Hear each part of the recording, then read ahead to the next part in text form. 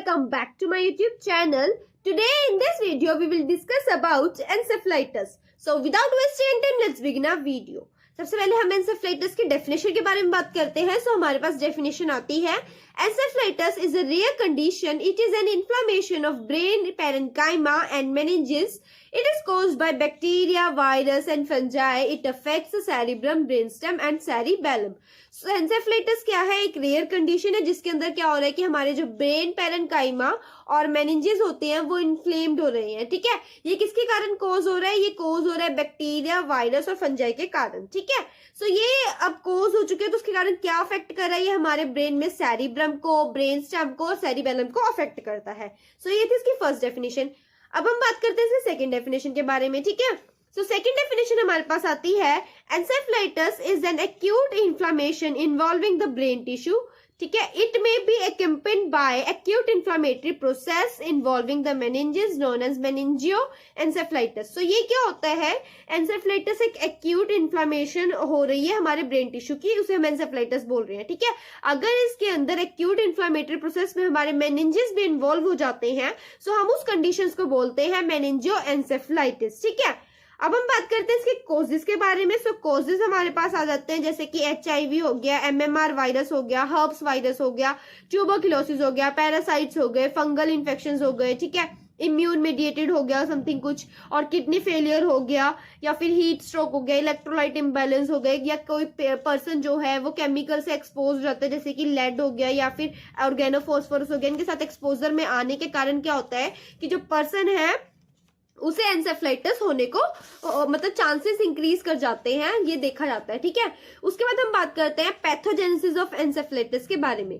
So pathogenesis of encephalitis है कि due to aetiological factors जो हमने अभी कोजेस पढ़े उनके कारण क्या हो रहा है, जो पैथोजन है वो हमारे ब्रेन टिश्यू में एंटर कर रहा है. ठीक है, अब पैथोजन हमारे ब्रेन टिश्यू में आ चुका है. ब्रेन टिश्यू में एंटर होने के बाद वो क्या करता है? इम्यून रिस्पॉन्स जनरेट करता है जिसके अंदर क्या होता है कि इन्फ्लामेशन कोज हो जाती है. अब इन्फ्लामेशन कोज हो रही है तो वो इन्फ्लामेशन क्या करेगी? वो हमारे ब्रेन के जो टिश्यूज होते हैं उनको क्या करेगी? डैमेज करेगी, और वहां पे इन्फेक्शन भी कॉज हो सकता है, इन्फ्लामेशन भी हो सकता है. तो इन्फेक्शन और इन्फ्लामेशन के कारण क्या हो रहा है कि हमारे ब्रेन टिश्यूज जो है वो डैमेज होना स्टार्ट हो जाते हैं, जिसका रिजल्ट क्या होता है? हमें एंसेफलाइटिस देखने को मिलता है. ठीक है, अब हम बात करते हैं इसकी पैथोलॉजिकल चेंजेस के बारे में. ठीक है, सो पैथोलॉजिकल चेंजेस हमारे पास ग्रोसली भी होता है और माइक्रोस्कोपिक भी होता है. सबसे पहले हम ग्रोसली की बात करेंगे. सो ग्रोस पैथोलॉजी के अंदर हमारे पास आता है कि ब्रेन की स्वेलिंग हो रही है. ठीक है, जो ब्रेन के टिश्यूज है वो सॉफ्ट हो जा रहे हैं इन्फ्लेमेशन के कारण. ठीक है, अगर वहां पे इन्फेक्शन है या कह देते हैं कि बहुत लंबे टाइम से इन्फेक्शन है तो वहां पे क्या कर सकता है? वो वहां पे नेक्रोसिस भी करवा सकता है, या फिर सेरिब्रल एडिमा भी हमें वहां पे देखने को मिल सकता है. ठीक है, हैमरेज भी वहां पे प्रेजेंट हो सकता है.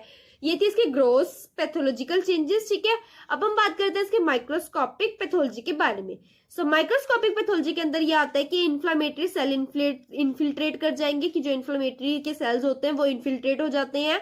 नेक्रोसिस हो सकती है, श्रिंकेज हो सकती है न्यूरॉन्स की. ठीक है, इंट्रा न्यूक्लियर इंक्लूजन जो है वो वहां पे प्रेजेंट हो सकता है. इंट्रा न्यूक्लियर इंक्लूजन का मतलब होता है कि कोई मटेरियल एबनॉर्मली कलेक्ट हो जाना हमारे. ठीक है, जिस भी रीजन में होता है. सो इंट्रा न्यूक्लियर का मतलब यही होगा कि वो एबनॉर्मल मटेरियल जो है वो वहां पे कलेक्ट होकर हमें देखने को मिल सकता है. या फिर brain shows lymphocytes and nodules of macrophages concentrated around blood vessels, की ब्लड वेसल के आसपास वो कंसंट्रेट करके जो हमारे मैक्रोफेजेस और लिम्फोसाइट्स होंगे उसके नोड्यूल्स हमें वहां पे देखने को मिल सकते हैं. सो ये थी इसकी ग्रोस एंड माइक्रोस्कोपिक पैथोलॉजी. अब हम बात करते हैं इसकी क्लिनिकल मैनिफेस्टेशंस के बारे में.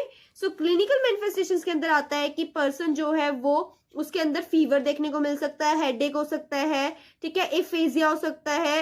एफेजिया का मतलब होता है कि इनएबिलिटी टू स्वेलो, किस पर्सन को स्वेलो करने में प्रॉब्लम आ रही है. ठीक है, और सीजर्स देखने को मिल सकते हैं. वहां पे हमें फोटोफोबिया हो सकता है, पर्सन को पैरालिसिस हो सकता है, ड्राउजीनेस हो सकती है, उसकी कॉन्शियसनेस जो होती है वो डिक्रीज कर सकती है, नेक पेन हो सकता है, वॉमिटिंग हो सकती है, कोमा में पर्सन जा सकता है, और एफेजिया भी हो सकता है. एफेजिया मतलब उसे लैंग्वेज डिसऑर्डर्स भी हो सकते हैं. एक मैंने बात की एफेजिया, फेजिया जिसमें जी आ रहा है वो होती है इनएबिलिटी टू स्वेलो, और जिसमें एस आ रहा है एफेजिया वो होता है लैंग्वेज डिसऑर्डर्स. ठीक है, और इसके बाद हमारे पास लास्ट टॉपिक जिसके अंदर आता है वो आता है इसकी डायग्नोस्टिक इवैल्यूएशन. तो डायग्नोस्टिक इवैल्यूएशन हम कैसे करते हैं कि पर्सन की हिस्ट्री कलेक्शन करेंगे, फिजिकली एग्जामिन करेंगे, फिर हम पर्सन का सीटी स्कैन्स लेंगे, एमआरआई लेंगे, सीएसएफ जो होता है उसे एनालाइज करेंगे, बायोप्सी टेस्ट करेंगे, ऑटोप्सी करेंगे। ऑटोप्सी के अंदर क्या होता है कि जो डेड टिश्यूज होते हैं उसे हम एग्जामिन करके देखते हैं, ठीक है। इलेक्ट्रोएन्सेफलोग्राम जो होता है वो चेक कर सकते हैं, और पीसीआर टेस्ट भी हम इसमें करवा सकते हैं। PCR stands for polymerase chain reaction. So I hope आपको समझ आया होगा इस वीडियो के हमने ओवरव्यू में क्या मतलब क्या क्या डिस्कस किया। जस्ट यही कि इंसेफ्लाइटिस क्या होता है, उसकी डेफिनेशन के बारे में, ठीक है। फिर हमने उसके इसके अंदर पैथोजेंसिस देखी, ठीक है, उसके कॉजेज देखे, फिर उसके जो पैथोलॉजिकल चेंजेस थे ग्रोसली माइक्रोस्कोपिक वो हमने अच्छे से ब्रीफली डिस्कस किए।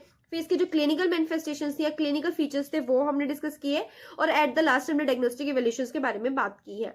सो अगर आपको कोई भी डाउट है तो आप हमारे टेलीग्राम के चैनल से, डिस्कशन चैनल से, ग्रुप से जुड़ सकते हैं। वहां पे आप हमसे अपने डाउट्स क्लियर कर सकते हैं। और आपको कैसी लगी वीडियो हमें कमेंट सेक्शन में बता सकते हैं। किसी और टॉपिक के रिगार्डिंग अगर आपको वीडियो चाहिए तो हमें कमेंट सेक्शन में आप वो टॉपिक मेंशन करके बोल सकते हैं कि आप इस वीडियो पे इस टॉपिक के बारे में हमारे साथ डिस्कस कीजिए। सो मिलते हैं नेक्स्ट वीडियो में। Bye bye.